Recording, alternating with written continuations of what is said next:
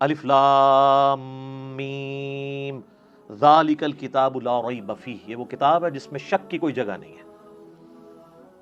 اس کا صحیح ترجمہ ہے اس میں شک کی جگہ ہی نہیں ہے. ھدی للمتقین، ان لوگوں کے لیے ہدایت ہے جو ڈر جانے والے ہیں. یعنی جو زندگی میں اپنی عقل استعمال کر کے ایک دفعہ ضرور اس رزلٹ پہ پہنچتے ہیں کہ ساری کی ساری کائنات جس نظام کے تحت چل رہی ہے وہ نظام کسی کے بنانے سے بنا ہے. God is the only explanation of all the physical phenomena in this universe. اس کائنات میں ہونے والے ہر فزیکل فینومینا کے پیچھے خدا ہے، اللہ ہے. پھر وہ ڈر جاتے ہیں کہ وہ اللہ جس نے ہماری مرضی کے بغیر ہمیں پیدا کیا ہے وہ ہمارے ساتھ کچھ بھی کر سکتا ہے. اس کی طرف رجوع لاتے ہیں، غیب پر ایمان لاتے ہیں، نماز پڑھتے ہیں، اس کے دیے ہوئے رزق میں سے اس کی راہ میں خرچ کرتے ہیں. اور پھر سورۃ البقرہ کا اینڈ کتنی جاندار آیات پہ ہو رہا ہے، آمن الرسول بما انزل الیہ من ربہ والمؤمنون کل آمن باللہ وملائکتہ وکتبہ ورسلہ آنورڈ. اسی طریقے سے آپ ساری صورتوں کو دیکھیں تو ان کا سٹارٹ اور اینڈ بڑا جاندار ہے. اور پھر بیچ میں آپ کو مثالیں بھی بیان کی جائیں گی، واقعات بھی بیان کیے جائیں گے تاکہ بوریت نہ آئے. اور یہ قرآن حکیم کی میرے بھائیوں وہ خصوصیت ہے، قرآن بور نہیں ہونے دیتا. یہ نہیں ہے کہ اب سورۃ البقرہ شروع ہوئی ہے تو صرف یہودی ایڈریس ہو رہے ہوں گے یا ان کی کوئی ایک چیز خاص ایڈریس ہو رہی ہوگی. نہیں، اس میں کچھ مثالیں بھی بیان ہوں گی، کچھ واقعات بھی بیان ہو جائیں گے اس سے پہلے کے. پھر اس کے بعد ایک کنکلوژن نکالا جائے گا، پھر گائیڈ لائنز ہوں گی، یونیورسل ٹروتھ آئیں گے. 7 یونیورسل ٹروتھ سورہ بقرہ میں آئے ہیں. بنی اسرائیل کے واقعات کو اللہ تعالیٰ نے ایڈریس کر کے ہر واقعے کے بعد ایک یونیورسل ٹروتھ بیان کیا ہے کہ یہ میرا رول ہے، جو یہ کرے گا چاہے وہ جو کوئی بھی ہو اس کے ساتھ یہ ہو جائے گا. اس لیے قرآن حکیم میں انسان کا انٹرسٹ لوز نہیں ہوتا، بشرطے کہ قرآن پڑھتے ہوئے آپ کو یہ بات سمجھ آئے کہ قرآن کس سٹائل میں لکھا گیا ہے، کس سٹائل میں نازل ہوا ہے.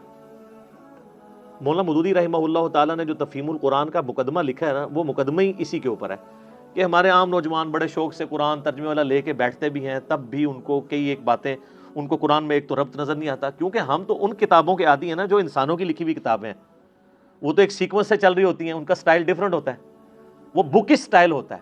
قرآن کا سٹائل بکش نہیں ہے، قرآن کا سٹائل جو ہے وہ ہے خطبے کا، ایڈریس کرتا ہے آپ کو.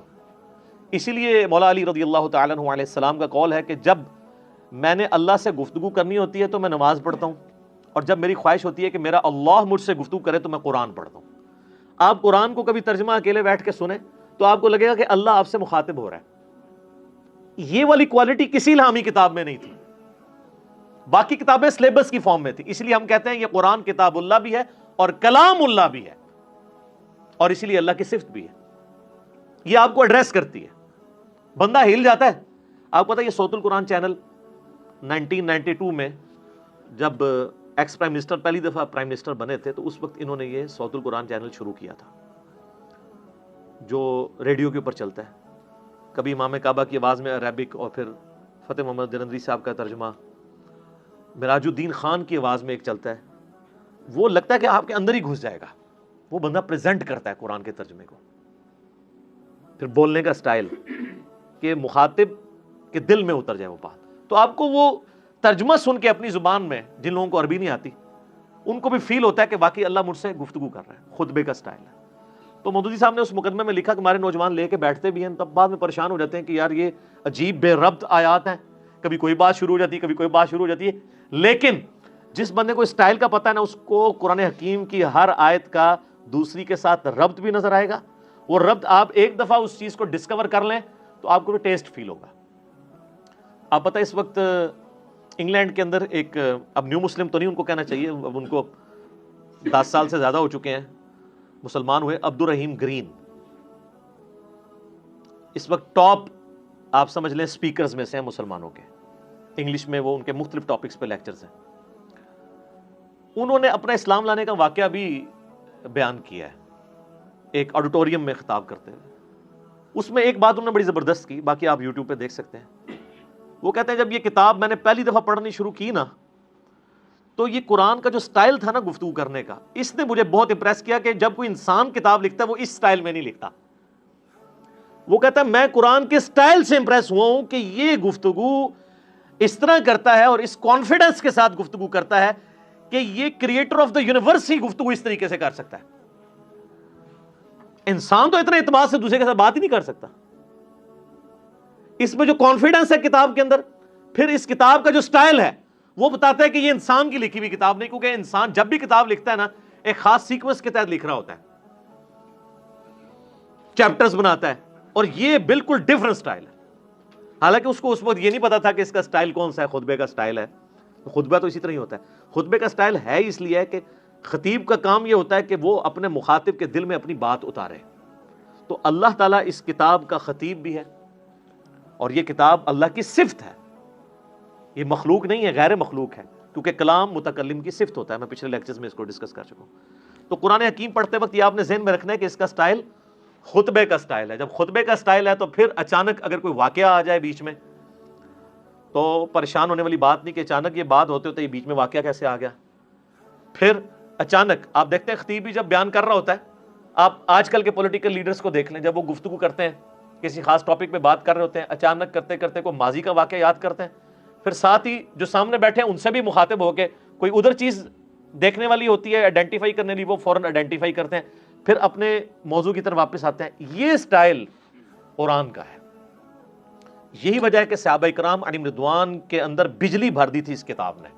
ان کو فیل ہوتا تھا کہ ہمارا کریٹر ہم سے مخاطب ہے, ہماری بات کر رہا ہے. سر ہماری بات تو ہے نا. آپ دیکھیں غزوہ بدر ہو رہی ہے تو اس کی لائیو کمنٹری سورۃ الانفال کے اندر آئی ہے.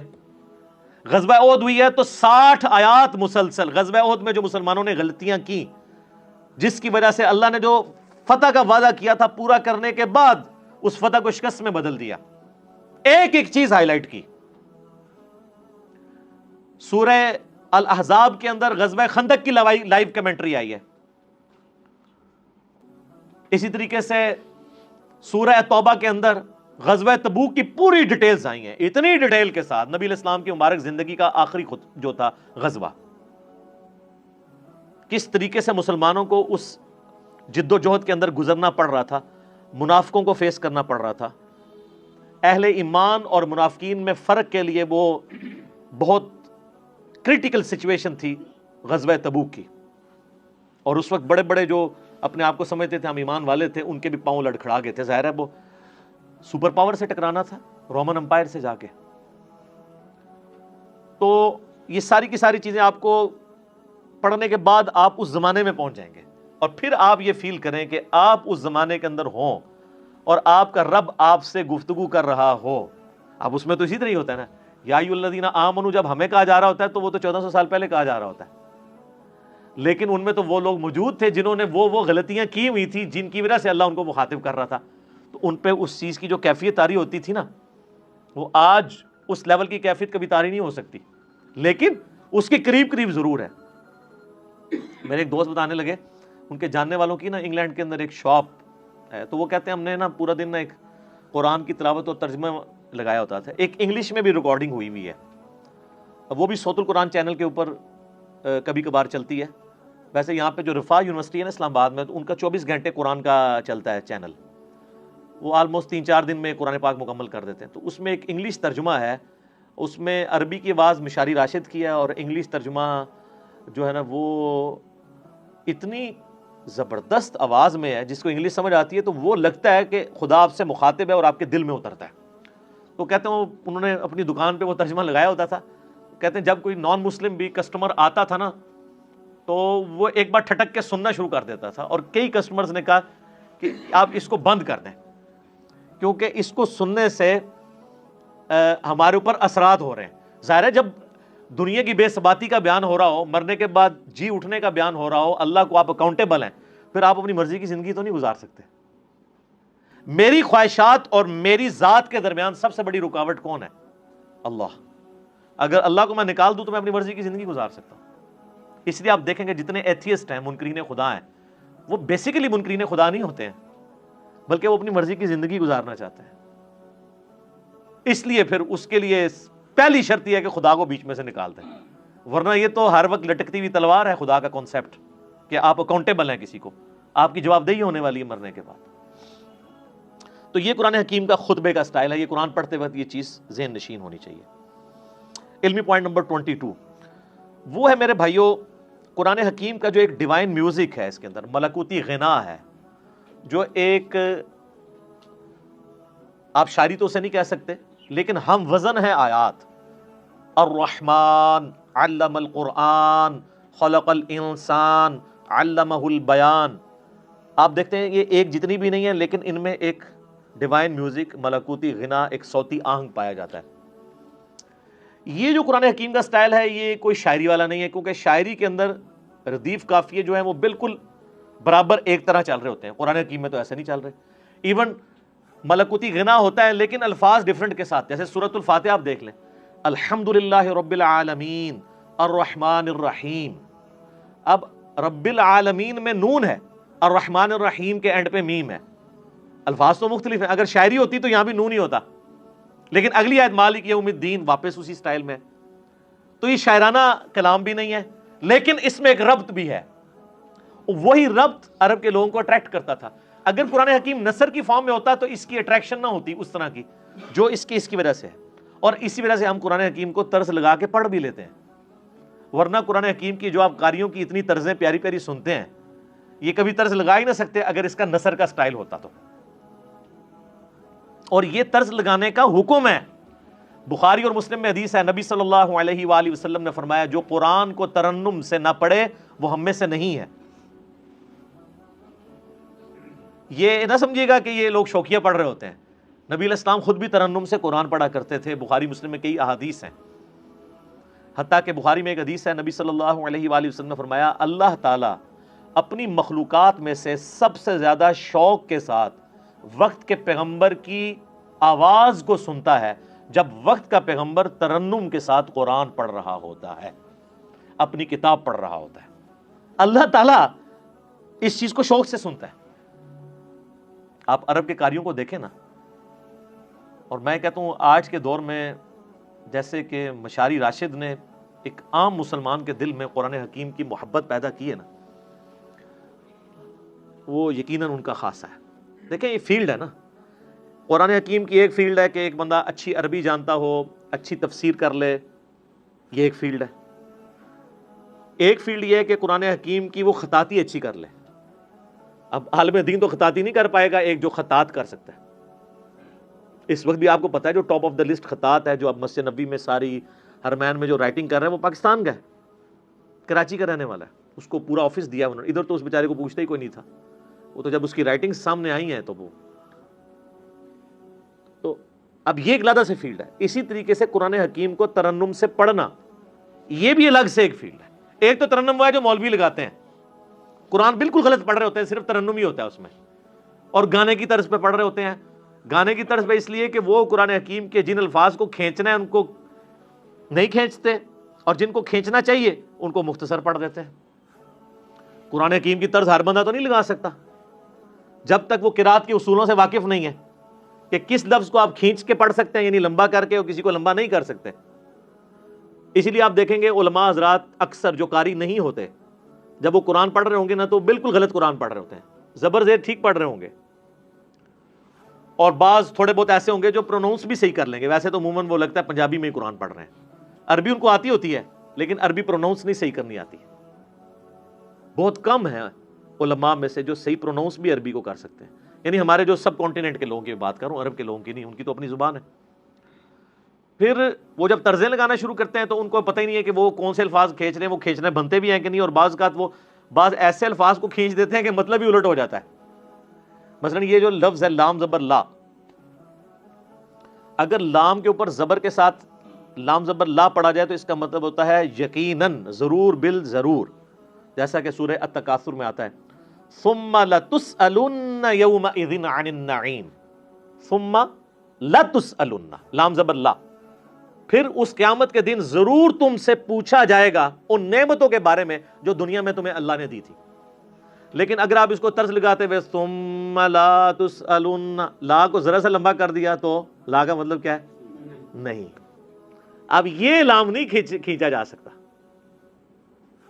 اچھا، اس ترنم کو برقرار رکھنے کے لیے عربی میں آپ کو یہ بھی اجازت ہوتی ہے عربی زبان میں کہ آپ مد عارض کر سکتے، عارضی مد بھی کر سکتے ہیں. یعنی مد وہاں پہ موجود نہیں ہے لیکن طرز بنانے کے لیے آپ مد خود انٹروڈیوس کروا سکتے ہیں بیچ میں، لیکن ہر لفظ کے اوپر نہیں، حروف مدہ کے اوپر. جس طرح یا مدہ ہے، واو مدہ ہے، الف مدہ ہے. جیسے ہم سورۃ الفاتحہ آپ دیکھتے ہیں، میری بھی قرات کہ یہ ایک چڑھی ہوئی ہے، تو اس میں اب جب ترنم سے پڑھ رہا ہوتا ہوں تو آپ اگر قرآن کھول کے دیکھیں گے تو وہاں تو مد نہیں پڑی ہوئی، لیکن اس مد کو میں خود بنا رہا ہوتا ہوں، وہ عربی رول کے تحت. ایک تو سورۃ الفاتحہ کے اینڈ پہ مد آتی ہے نا، مطلب ضالین، وہ تو لکھی ہوئی ہے، لیکن اس سے پہلے جو ہم پڑھ رہے ہوتے ہیں، اعوذ باللہ من الشیطان الرجیم، الحمد للہ رب العالمین، ابھی جو میں نے کھینچا ہے یہ ہے نہیں ہے، لیکن اس کے بغیر یہ ترنم بن نہیں سکتا. الرحمن الرحیم مالک یوم الدین ایاک نعبد و ایاک نستعین. تو یہ جو کھینچنے والی چیز ہوتی ہے نا، یہ اس کے ترنم پیدا کرنے کے لیے، اور یہ عربی لنگوسٹک کے مطابق ہے. اذان میں بھی آپ دیکھیں، اذان میں جہاں کھینچ سکتے ہیں وہیں کھینچ سکتے ہیں. اذان پڑھتے ہوئے کیا آپ کہتے ہیں؟ اللہ اکبر اللہ اکبر. اب اس میں کھینچی دو ہی جگہ گئی ہے، اللہ لام کھڑی زبر والی. اب اکبر لفظ ہے، اس کو تو میں کھینچ نہیں سکتا، اکبر یہ نہیں پڑھ سکتا، یہ اکبر ہی رہے گا. اشہد ان لا الہ الا اللہ. اب یہ اللہ اتنا لمبا کھینچ دیا، یہی کھینچ سکتا ہے. تو آپ باقی دعاؤں میں بھی دیکھیں کتنے ربط ہیں. یہ جو ہم قنوت وتر میں دعا پڑھتے ہیں، حسن ابن علی کو نبی علیہ السلام نے سکھائی تھی، اپنے نواسے کو، جامعہ ترمذی میں. اللہم اہدنی فیمن ہدیت وعافنی فیمن عافیت وتولنی فیمن تولیت وبارک لی فیما اعطیت وقنی شر ما قضیت. دیکھا کیسی ٹون ہے اس میں، دعاؤں میں بھی آپ کو نظر آئے گی. قل اعوذ برب الفلق من شر ما خلق ومن شر غاسق اذا وقب. لمبائی ڈیفرنٹ ہو گئی ہے، لیکن اس کی جو ملکوتی غنا ہے وہ برقرار ہے. اصل بعض صورتیں ایسی ہیں جن میں جو شاہکار ہیں عربی لنگوسٹک کا، سورہ مریم آپ دیکھیں کہ اس کے جو ہر آیت کا اختتام ہو رہا ہے وہ کتنے مشکل الفاظ پہ، تشدید والے الفاظ ہیں، ہر ایک لفظ کے اوپر شاد آ رہی ہے. کمال نہیں ہے؟ پارہ نمبر 16 کے اندر جا کے آتی ہے نا سورہ مریم. اعوذ باللہ من الشیطان الرجیم. آپ دیکھیں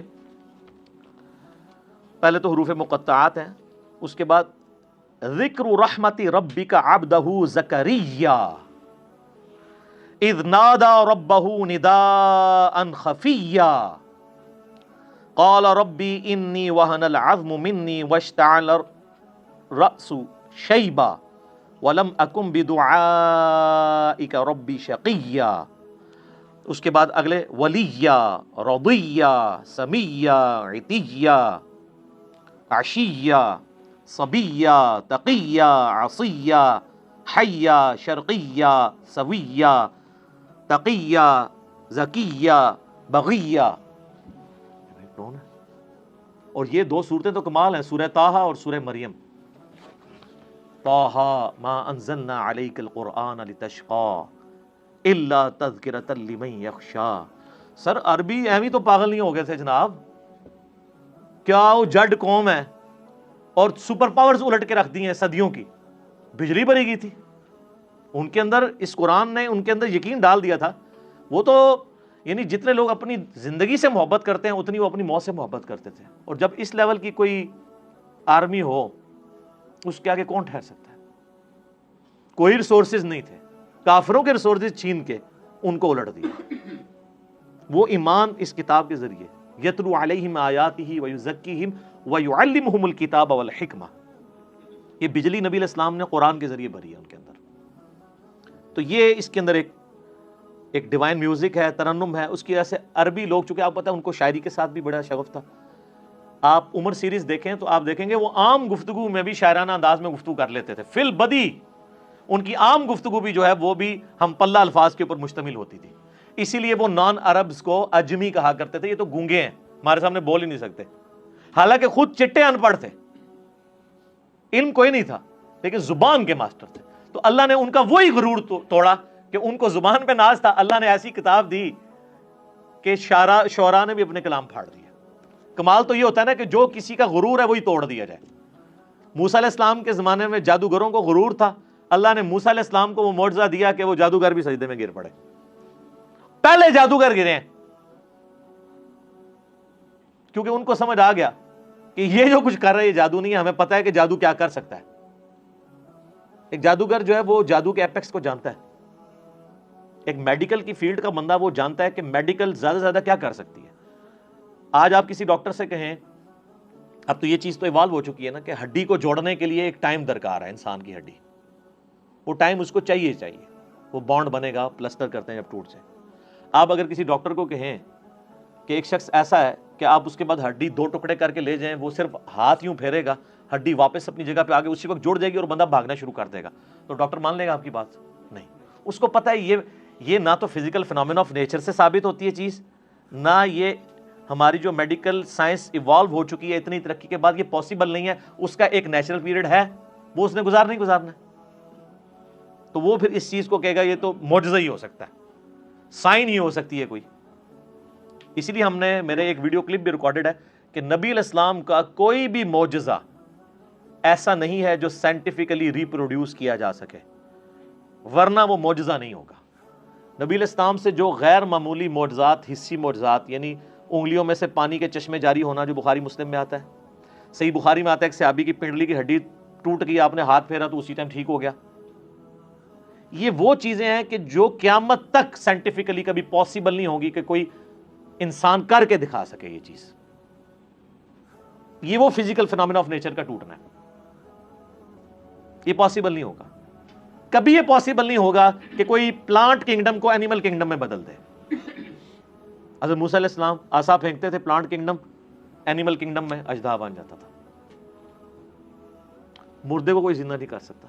حضرت عیسیٰ علیہ السلام کے زمانے میں طب عروج پہ تھا، اللہ تعالیٰ نے ان کا غرور توڑا. ہاں جی بتاؤ، ان کو اپنی میڈیکل کی فیلڈ کے اوپر بڑا ناز تھا. حضرت عیسیٰ علیہ السلام مادر ذات کوڑی اور اندھوں کو اللہ کی اذن سے شفا دے دیتے تھے. جن کے ڈھیلے بھی نہیں ہوتے تھے، مٹی کا ڈھیلا رکھ کے ہاتھ پھیرتے تھے، آنکھیں واپس آ جاتی تھی. سر جس کی آنکھیں کام نہ کرتی ہو اس پہ ہاتھ پھیرنے سے کیا پوری دنیا بھی پھیر دے تو اس کی بینائی نہیں آتی.